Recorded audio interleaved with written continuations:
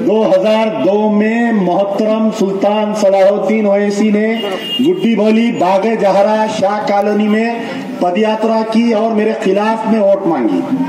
मैं सलाम करता हूं बागे जहरा, गुड्डी बोली, शाह कॉलोनी, छौनी नादेली बेग और कुरमागुड़े के लोगों ने दौलत के अंबार बिछाने के बावजूद मुझको वोट दिया।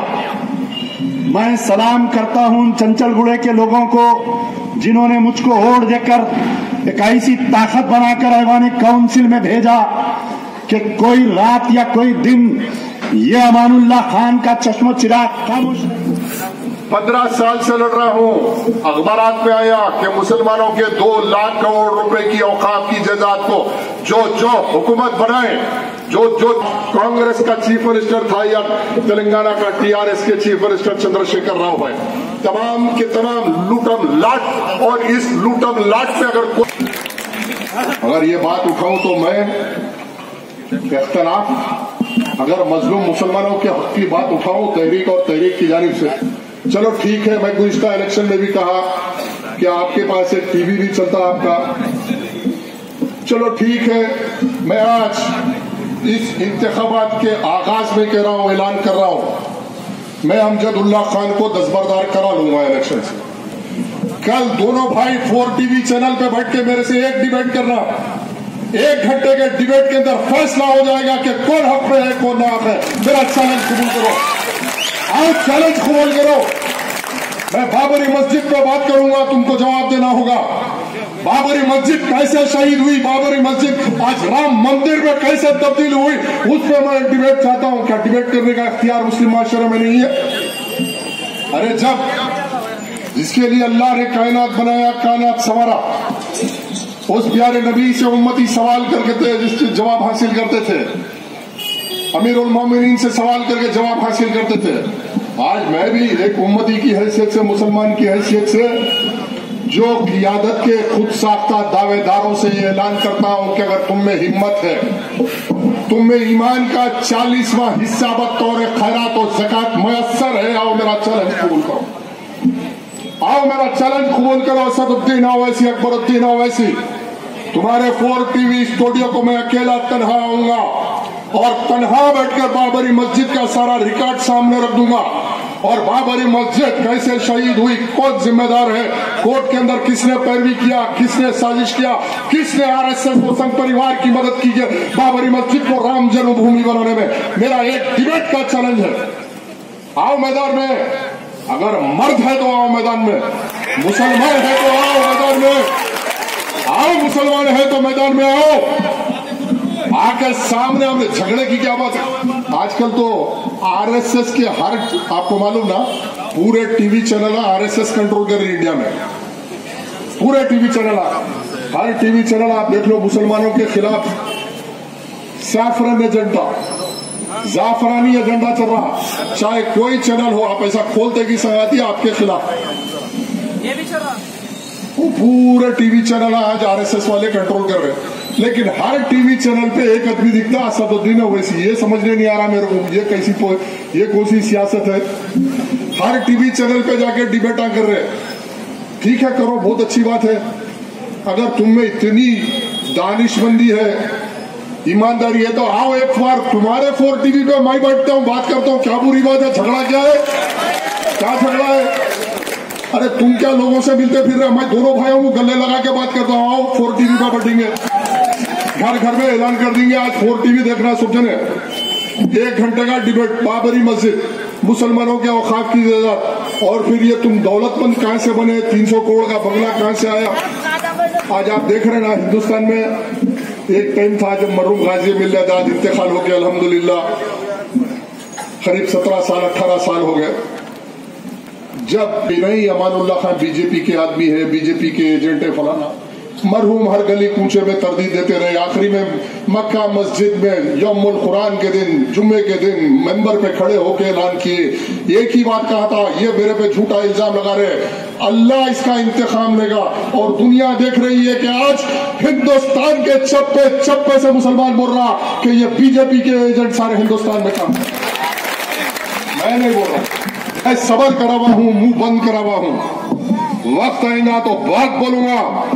अरे ऐसा बोलूंगा आज मैं तुम्हारा कुछ जमीन तक पड़ जाना भागने के लिए, ऐसा इनकलाब बर्पा करूंगा, ऐसा इंशाल्लाह अल्लाह पे यकीन रखता हूँ, मैं अल्लाह की जात से पूरी उम्मीद हूँ, मैं तुम्हारे बनाए हुए हालात से मायूस होने वाला नहीं हूँ। मैं तुम्हारी ये नापाक दौलत के जरिए तुम जो मैदान में मुहिम चला रहे हो, ऐसी दुनिया की कोई ताकत मेरे ईमान को कमजोर नहीं कर सकती। मैं अल्लाह से पूरी उम्मीद हूँ, अल्लाह मुसलमानों के कुलूब को फेरेगा, इनकलाब बर्पा होगा, अल्लाह ऐसा माहौल करेगा कि हिंदुस्तान में जहां तुम राम जन्मभूमि बनाने में मदद करोगे, वही बाबरी मस्जिद दोबारा अल्लाह बनाएगा। मैं अल्लाह से पूरी उम्मीद हूं।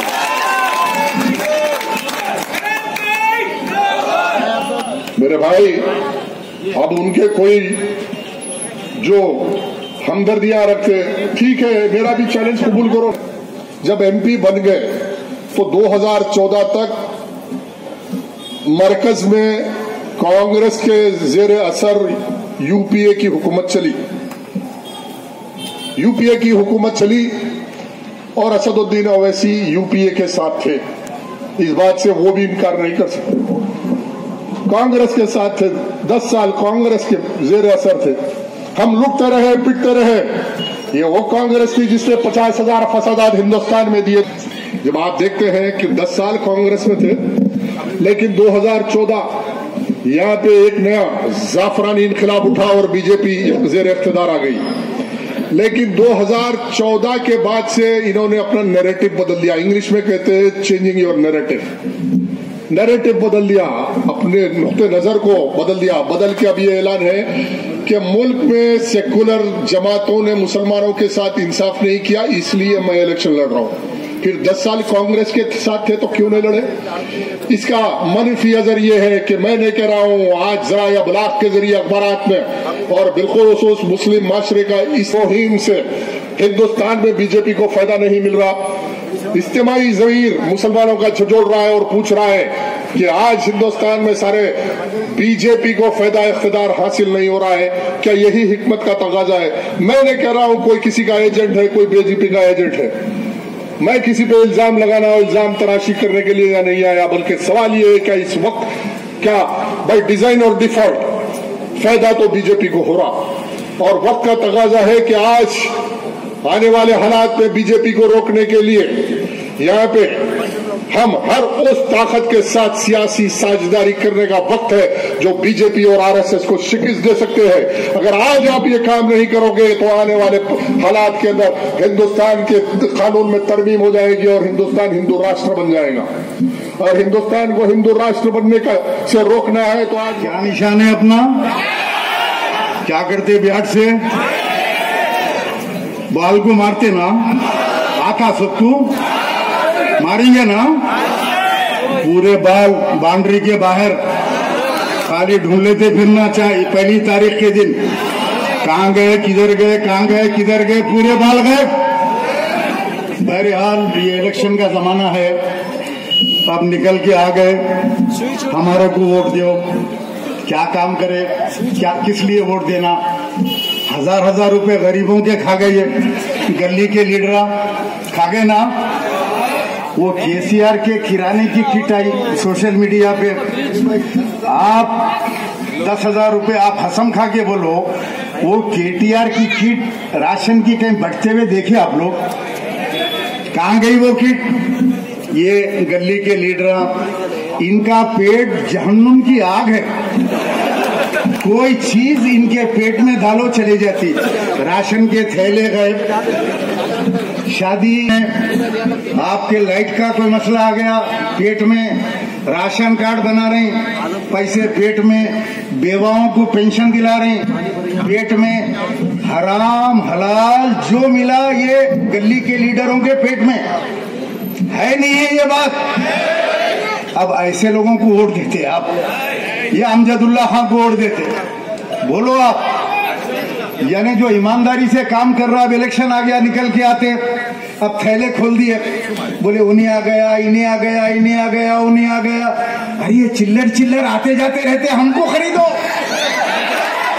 आओ असदुद्दीन ओवैसी हमारी बोली लगाओ, हमको खरीदो। शेरखा को खरीदो, मेरी जूती भी नहीं खरीद सकते। आप गाजी मिल्लत के साथ के हैं। मर गए खान साहब लेकिन बिके नहीं, और ये सर को नहीं झुकाया। ये सर अल्लाह के आगे झुकता है, असदुद्दीन के आगे नहीं झुकेगा। अरे हम हुसैन रजी अल्लाह ताला अन्हु के चाहने वाले मानने वाले हैं। यजीद के हाथ के ऊपर बैत नहीं करेंगे, मर जाएंगे लेकिन इसकी ताकत के आगे नहीं झुकेंगे, इसके इख्तिदार के आगे नहीं झुकेंगे। तेरे पास पुलिस होगी, फौज होगी, गुंडे होंगे, लेकिन हमारे पास हुसैन की सुन्नत है। हम इमाम हुसैन के चाहने वाले हैं। हम सर कटा देंगे, कटे हुए सर से आवाज आएगी कि हम हक के ऊपर हैं। ये हक व बातिल की लड़ाई ता क़यामत।